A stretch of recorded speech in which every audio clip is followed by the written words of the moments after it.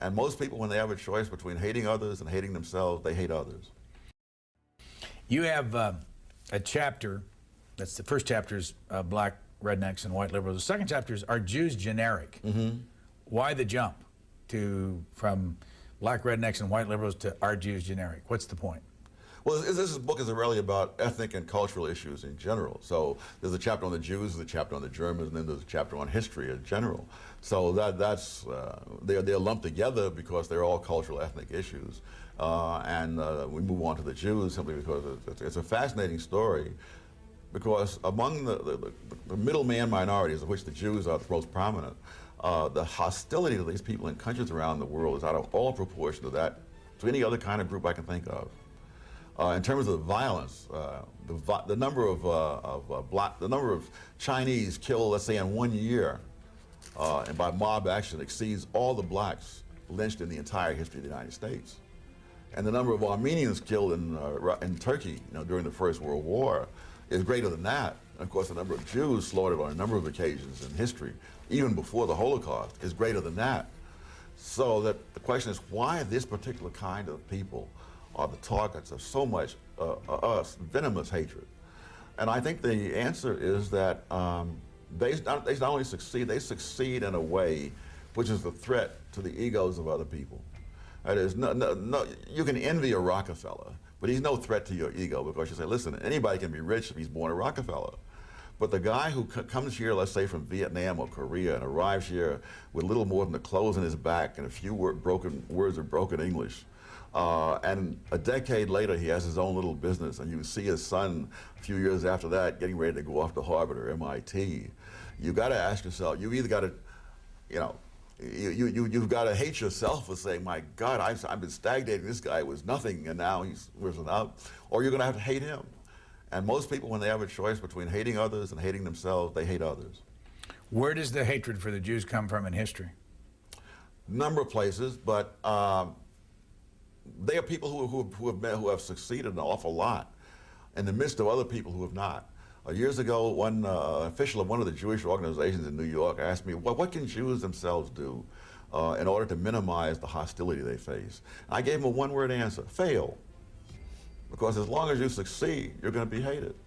So the source is success. It's not only the success, it's the success starting in poverty, as the Jews did in the United States and in many other countries.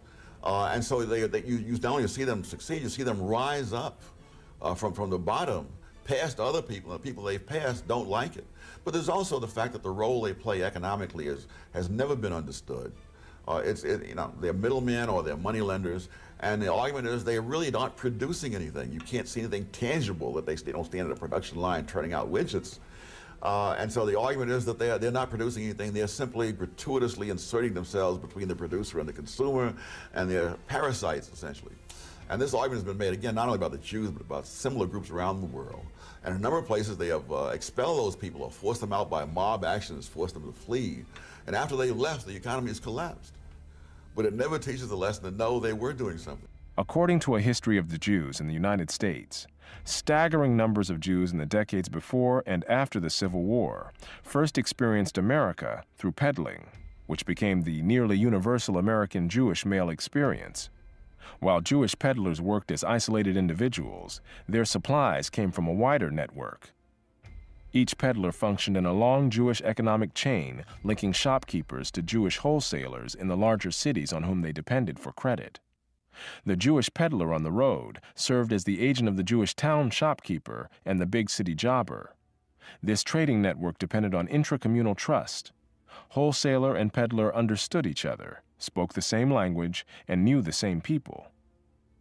Jewish wholesalers in port cities from New York to San Francisco supplied Jewish peddlers with merchandise which they carried on their backs into the hinterlands, to farmers, miners, railroad crews, and others working far from the big cities, and often in places where there were few or no stores. Peddlers, of course, also worked in cities and in every region of the country, from the southern plantations to the California mining camps where Levi Strauss first began to sell the rugged trousers that were to make his name famous. While Jewish peddlers often worked in isolation among a non-Jewish population, they were nevertheless tied to a wider Jewish community, not only by commercial ties to Jewish wholesalers and manufacturers, but also to family members in Europe and America. They often saved money to pay for transatlantic passage for relatives in Europe to come and join them. These savings at some point also allowed the peddler to set up a little shop in town, settle down, get married, and raise a family. The wives and children then worked in the same little business. Often the Jewish shopkeeper or other small businessmen and his family lived above or behind the store. Milton Friedman's family lived this way when he was growing up, a pattern that he described as common among the immigrants to America in that era. Yet this pattern was by no means confined to Jews or to America. Similar economic and social patterns could be found among the Lebanese in Sierra Leone and among other middlemen minorities in other parts of the world. The overseas Chinese storekeeper in the Philippines was likewise willing to live in a small corner of his store. As among the Jews, Lebanese children were initiated into their family businesses in the United States, as were the children of other middleman minorities in other countries.